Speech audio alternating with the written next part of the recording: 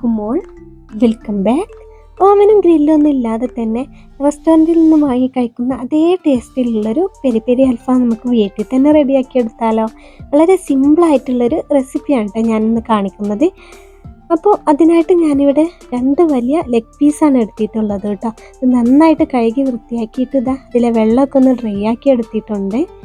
ഇനിയിപ്പോൾ ഇതൊന്ന് ഇടിച്ചിട്ടൊന്ന് പരത്തിയെടുക്കണം കേട്ടോ. അപ്പോൾ ഇതുപോലത്തെ ഒരു കല്ല് വെച്ചിട്ടാണ് ഞാനിത് ഒന്ന് ഇടിച്ചിട്ടെടുക്കുന്നത്. ഹാമർ ഉണ്ടെങ്കിൽ അത് വെച്ചിട്ട് അങ്ങനെ ഇതുപോലെ ചെയ്തെടുത്താൽ മതി കേട്ടോ. അപ്പോൾ 2 ലെഗ് പീസും ഇതേപോലെ തന്നെ ചെയ്തെടുത്തിട്ട് ഇതുപോലെ കത്തി വെച്ചിട്ടൊന്ന് വരഞ്ഞെടുക്കുന്നുണ്ട്. മസാലയൊക്കെ ഇതിൻ്റെ ഉള്ളിലേക്ക് ശരിക്കൊന്ന് പിടിക്കാൻ വേണ്ടിയിട്ടാണ് കേട്ടോ. അങ്ങനെ രണ്ടും ഇതേപോലെ നന്നായിട്ട് വരഞ്ഞെടുത്തിട്ടുണ്ട്. ഇനിയിപ്പോൾ ഒരു വലിയൊരു പാത്രത്തിലേക്ക് ഒരു 4-5 ടേബിൾ സ്പൂണോളം വിനാഗിരി ഒഴിച്ച് കൊടുക്കാം. അതിലേക്ക് ആവശ്യത്തിനുള്ള ഉപ്പും 1 ടേബിൾ സ്പൂൺ ഇഞ്ചി വെളുത്തുള്ളി ചതച്ചതും കൂടി ചേർത്തിട്ട് നന്നായിട്ടൊന്ന് മിക്സാക്കി കൊടുക്കുന്നുണ്ട്. എന്നിട്ട് ഈ ചിക്കൻ ഒന്ന് മുങ്ങിക്കിടക്കാൻ പാകത്തിനുള്ള വെള്ളം ഇതിലേക്ക് ഒഴിച്ച് കൊടുക്കാം.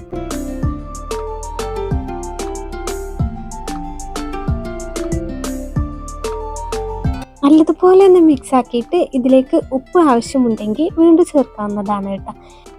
ഇനി ഈ ചിക്കന് ഈ വെള്ളത്തിലൊന്ന് ഇട്ട് വെച്ചിട്ട് ഒരു 2 മണിക്കൂറോളം ഇങ്ങനെ വെക്കാം കേട്ടോ.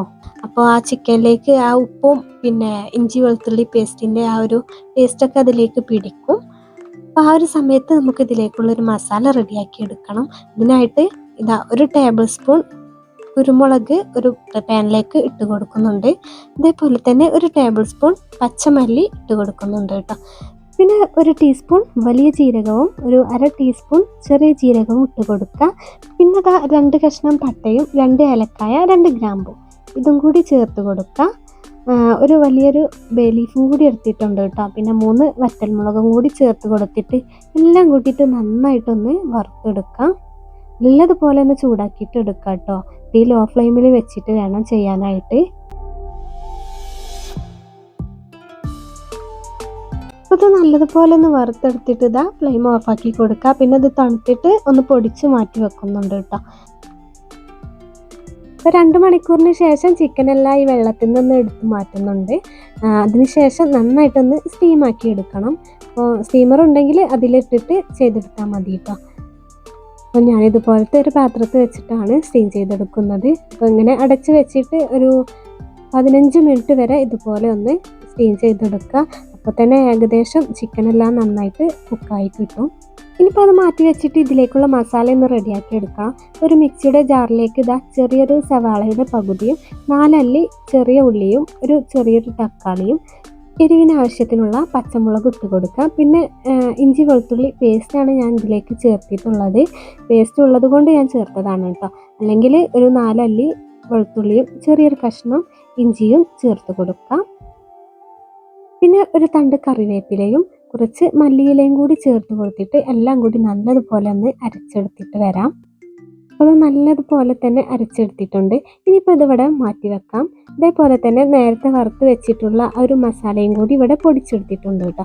ഇനിയിപ്പോൾ ഒരു ബൗളിലേക്ക് 2 ടേബിൾ സ്പൂൺ തൈരാണ് ചേർത്തിട്ടുള്ളത്. അതിലേക്ക് ഒരു ലെമൺ ജ്യൂസ് മുഴുവനായിട്ട് ഒഴിച്ച് കൊടുക്കാം. പിന്നെ നമ്മൾ പൊടിച്ച് വെച്ചിട്ടുള്ള ഒരു മസാലയിൽ നിന്നും 2 ടേബിൾ സ്പൂൺ മസാലപ്പൊടി ചേർത്ത് കൊടുക്കുന്നുണ്ട്. പിന്നെ ഈ ഒരു ഗ്രീൻ മസാല മുഴുവനായിട്ട് ഇതിലേക്ക് ചേർത്ത് കൊടുക്കാം. ഇനി 1.5 ടേബിൾ സ്പൂൺ കാശ്മീരി മുളക് പൊടിയും 1/4 ടീസ്പൂൺ മഞ്ഞൾപ്പൊടിയും കൂടി ഇതിലേക്ക് ചേർക്കുന്നുണ്ട്. പിന്നെ ഈ ഒരു മസാലയിലേക്ക് ആവശ്യത്തിനുള്ള ഉപ്പ് കൂടി ചേർത്ത് കൊടുക്കുക കേട്ടോ. എല്ലാം കൂടിയിട്ട് നല്ലതുപോലെ ഒന്ന് മിക്സാക്കി കൊടുക്കുക. അപ്പോൾ നമ്മൾ നേരത്തെ ചിക്കനിൽ ഉപ്പ് ചേർത്തത് കൊണ്ട് ഉപ്പ് ചേർക്കുമ്പോൾ ഒന്ന് ശ്രദ്ധിക്കണം കേട്ടോ. അപ്പോൾ ഈ മസാലയിലേക്ക് ആവശ്യത്തിനുള്ള ഉപ്പ് മാത്രം ചേർത്താൽ മതി. ഇനി 1 ടേബിൾ സ്പൂൺ സൺഫ്ലവർ ഓയിലും കൂടി ഇതിലേക്ക് ചേർത്തിട്ട് എല്ലാം കൂടിയിട്ട് നല്ലതുപോലെ ഒന്നുകൂടി ഒന്ന് മിക്സാക്കി കൊടുക്കാം. ഈ ഒരു മസാലയിൽ നിന്നും 2 സ്പൂൺ മസാല മാറ്റി വെക്കുന്നുണ്ട് കേട്ടോ. നമുക്ക് ഇതിലേക്കുള്ള ഒരു സോസ് റെഡിയാക്കാൻ വേണ്ടിയിട്ടാണ്. ഇനി ബാക്കിയുള്ള മസാല നമുക്ക് ചിക്കനിലേക്ക് പുരട്ടി കൊടുക്കാം. നല്ലതുപോലെ തന്നെ തേച്ച് പിടിപ്പിക്കണം കേട്ടോ. 2 ചിക്കനിലും എല്ലാ ഭാഗത്തും ആകുന്ന രീതിക്ക് മസാല തേച്ച് കൊടുത്തിട്ട് ഒരു 2 മണിക്കൂർ വരെ മസാലയൊക്കെ ചിക്കനിൽ പിടിക്കാൻ വേണ്ടിയിട്ടൊന്ന് വെയിറ്റ് ചെയ്യുന്നുണ്ട്.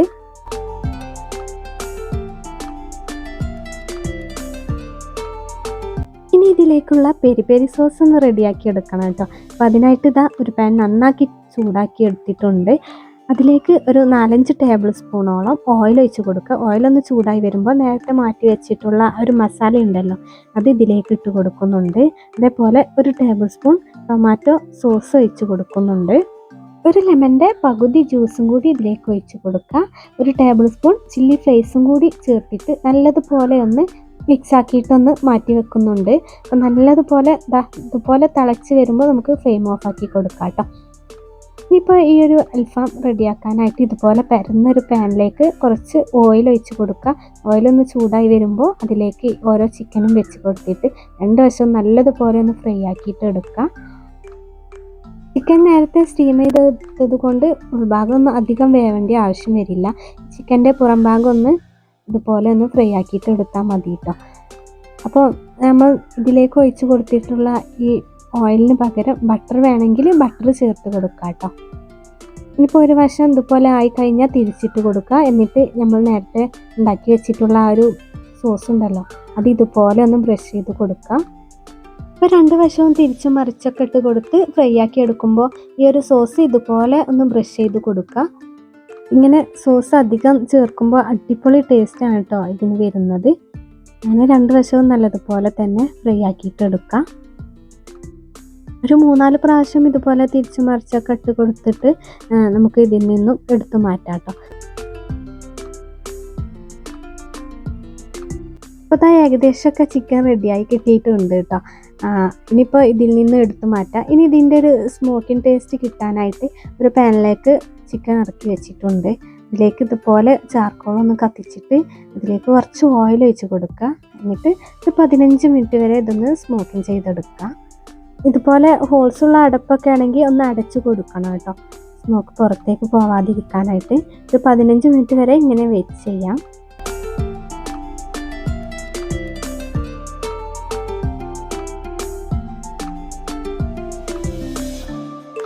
ഇപ്പോൾ നമ്മുടെ ഈസി ആയിട്ട് ഉണ്ടാക്കിയെടുക്കാൻ പറ്റുന്ന പെരി പെരി അൽഫാം ഇവിടെ റെഡി ആയിട്ടുണ്ട് കേട്ടോ. അപ്പോൾ ഇതുപോലെ ട്രൈ ചെയ്യാത്തവരുണ്ടെങ്കിൽ തീർച്ചയായിട്ടും ഒന്ന് ട്രൈ ചെയ്ത് നോക്കണം.